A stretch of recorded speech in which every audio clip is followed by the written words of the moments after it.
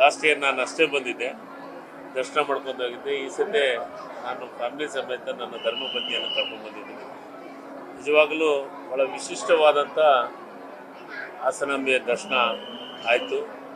ಪ್ರತಿ ವರ್ಷದಂತೆ ಈ ವರ್ಷವೂ ಭಾಳ ಅದ್ಭುತವಾದಂಥ ದರ್ಶನವನ್ನು ಮಾಡಿದ್ವಿ. ಆ ತಾಯಿ ಆಶೀರ್ವಾದ ಮಾಡಲಿ ಅಂತ ಬೇಡ್ಕೊಂಡಿದ್ವಿ, ಹೊರಟಿದ್ವಿ. ಲಾಸ್ಟ್ ಟೈಮ್ಗೂ ಈ ಸತಿ ನಾನು ಬಂಧುಗಳನ್ನೇ ಚರ್ಚೆ ಮಾಡಿದೆ.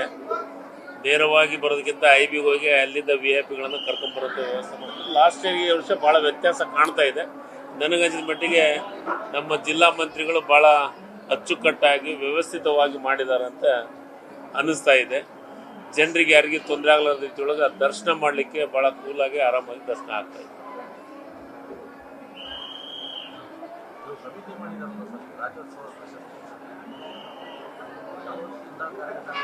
ಈಗಾಗಲೇ ನಾನು ನಿನ್ನೆನ ಆದೇಶವನ್ನು ಮಾಡಿದ್ದೀವಿ. ನಿನ್ನೆ ಆದೇಶ ಮಾಡಿದ್ದೀವಿ 15ನೇ ತಾರೀಕಿಗೆ ಮೊಟ್ಟ ಮೊದಲನೇ ಸಭೆಯನ್ನು ರಾಜ್ಯೋತ್ಸವ ಪ್ರಶಸ್ತಿಯ ಸಮಿತಿ ಏನು ಆಯ್ಕೆ ಸಮಿತಿ ಏನಿದೆ, ಮೊಟ್ಟ ಮೊದಲನೇ ಸಭೆಯನ್ನು 15ನೇ ತಾರೀಕಿಗೆ ನಾನು ಸಭೆಯನ್ನು ಕರೆದಿದ್ದೀನಿ. ದೇವರಾಜ ಅರಸು ಭವನದೊಳಗೆ ಮೊದಲನೇ ಸಭೆ ಆದಮೇಲೆ ಕನಿಷ್ಠ 2 ರಿಂದ 3 ಸಭೆಗಳಾಗ್ತವೆ.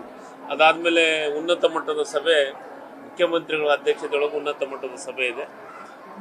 ಅದು ಕನಿಷ್ಠ 3 ಸಭೆಗಳು ಆಗ್ತವೆ. 2 ಸಭೆ ನಾನು ಮಾಡ್ತೀನಿ, 3ನೇ ಸಭೆ ಸನ್ಮಾನ್ಯ ರಾಜ್ಯದ ಮುಖ್ಯಮಂತ್ರಿಗಳು, ಉಪಮುಖ್ಯಮಂತ್ರಿಗಳು ಮತ್ತು ಉನ್ನತ ಮಟ್ಟದ ಇನ್ನೂ ಒಂದಿಷ್ಟು ನಮ್ಮ ಜೊತೆಗೆ ಸಚಿವರು ಇರ್ತಾರೆ. ಉನ್ನತ ಮಟ್ಟದ ಸಭೆ ಆಗಿ ಆವತ್ತು ಫೈನಲ್ ಮಾಡುವಂಥ ಕೆಲಸ ಮಾಡ್ತಾರೆ.